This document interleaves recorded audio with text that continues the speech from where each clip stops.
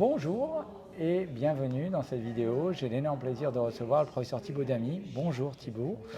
Alors c'est vraiment cet ESC est finalement le congrès de l'amylose, parce qu'il y a eu pas mal d'actualités, notamment une étude randomisée. Peux-tu nous dire des points clés là? Oui, je crois qu'effectivement, là, l'amylose était déjà rentrée à l'ESC HF cette année avec vraiment énormément de sessions, mais c'est pareil pour l'ESC et l'amylose est en train vraiment de prendre son envol, si je puis dire. Donc un nouvel essai en randomisé a été présenté vendredi matin, c'est l'essai Helios B, qui est un essai en double aveugle randomisé qui s'est intéressé à une nouvelle molécule, le vutrisiran, qui est un médicament donc assez intéressant dans sa physiopathologie de l'amylose. C'est ce qu'on appelle un ARN silencer qui vient en fait bloquer l'ARN messager qui aboutit à la production de transthyrétine qui va conduire au fibrille amyloïde. Et donc là, on peut directement toucher la protéine et l'éteindre à peu près 80 à 80%, 90% de la production. Et donc c'est évidemment très intéressant, d'autant que cette molécule elle est en sous-cutanée tous les 3 mois, donc en fait 4 injections par an et on peut réduire la production de transthyrétine. Donc qu'est-ce qu'elle a démontré? C'était un essai en double aveugle, randomisé versus placebo.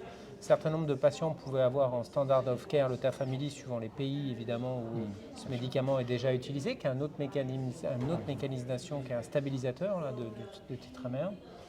Et donc ça inclut 655 patients randomisés en 2 groupes. Et le critère primaire était réhospitalisation et mortalité. Et le critère primaire est sorti positif. Et les différents critères secondaires sont positifs avec différentes timelines qui changent dans le temps, etc. Mais en tout cas, ça marche. Et donc on a un nouveau médicament dans l'amylose qui va arriver avec un siRNA comme les PSK9. Et donc on est super ravis pour les patients de pouvoir voir. Voilà. Donc maintenant il va falloir définir la stratégie. Ouais. Et ce qu'on a vu dans cette étude, c'est que clairement les patients sont moins sévères que dans les essais précédents parce qu'on a amélioré le diagnostic. Mais qu'il faut continuer d'améliorer ce diagnostic pour avoir les patients le plus tôt possible, puisque là on est dans des médicaments finalement qui stoppent l'évolution de la maladie, mais ce qui est déjà là est déjà là, et ce qui est déjà infiltré est déjà là, donc il y a vraiment un intérêt que les cardiologues se lancent vraiment à fond dans le diagnostic des amyloses et qu'on arrive à diagnostiquer les patients le plus tôt. Donc, je rappelle les différents examens, bien sûr. Donc patients avec insuffisance cardiaque, plutôt des personnes âgées au-delà de 60 ans, qui ont une épaisseur septale supérieure à 12 mm. Tout de suite, maintenant, il faut penser à amylose, qu'ils soient hypertendus, qu'ils aient une autre pathologie ou autre.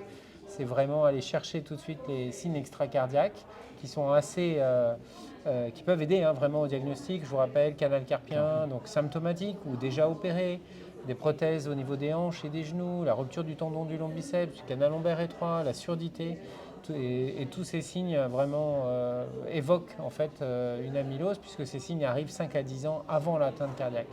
Donc si vous avez un patient que vous suivez pour une hypertension qui a des chiffres tout à fait normaux sous votre thérapie hypertensive et qui commence à s'épaissir, c'est pas de l'hypertension clairement. Donc évidemment qui est très fréquente chez ces sujets âgés, c'est probablement de l'amylose et donc il faut lui prescrire, vous lui faites l'écho bien sûr, le CG va être relativement peu informatif.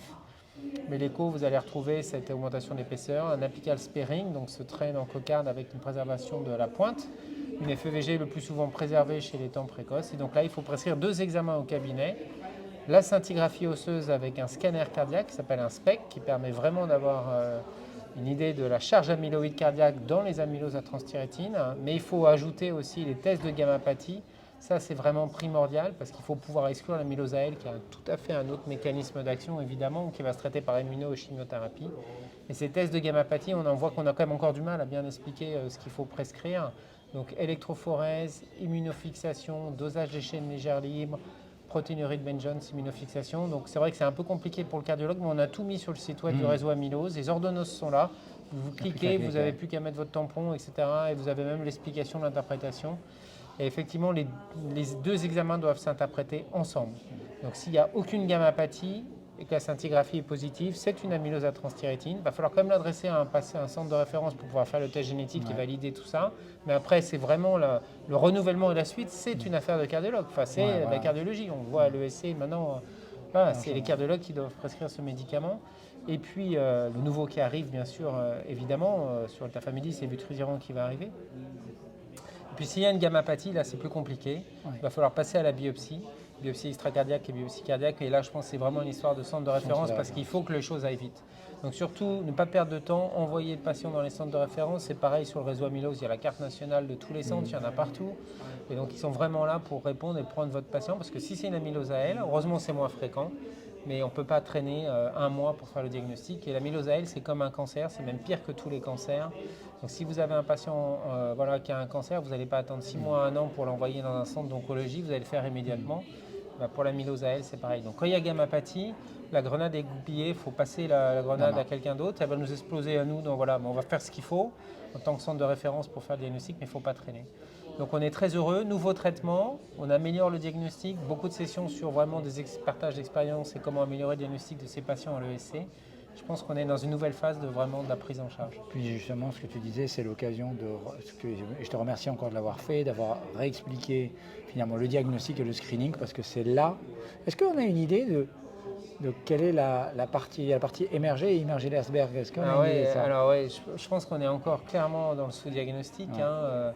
Beaucoup de cardiologues s'investissent et on voit bien dans les cabinets ceux qui s'investissent, qui croient, parce que c'est dur d'admettre que finalement, comme moi-même, avant que je m'intéresse à l'amylose, on ne diagnostiquait pas les patients et donc c'est difficile de se remettre en question en fait. Et on voit qu'avec les cardiologues avec qui on bosse et qui ont pris le coup de main, ils s'en sont à 10-12 amyloses dans leur cabinet. Et donc cette maladie existe, donc il faut que tous les cardiologues s'investissent et effectivement, il faut qu'on intègre cette maladie.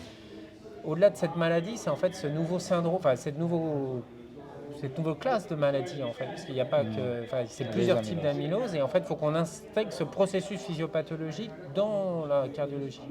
Et en fait il est dans tous les syndromes, parce que le problème de la cardiologie finalement, même si on a tout classé en syndrome, mais ce n'est que des syndromes et donc il y a de l'amylose dans les CMH, dans le RAC, dans la FA HTA, qui la touche FA, beaucoup. Voilà. Et donc les patients qui ont des pacemakers sur les troubles conductifs, il y en a, c'est évident, c'est les amyloses. Ouais. Donc évidemment, on a résolu ce qu'on pouvait et traiter la conséquence organique, mais il faut à un moment traiter la cause et avancer vers la prise en charge de ces patients.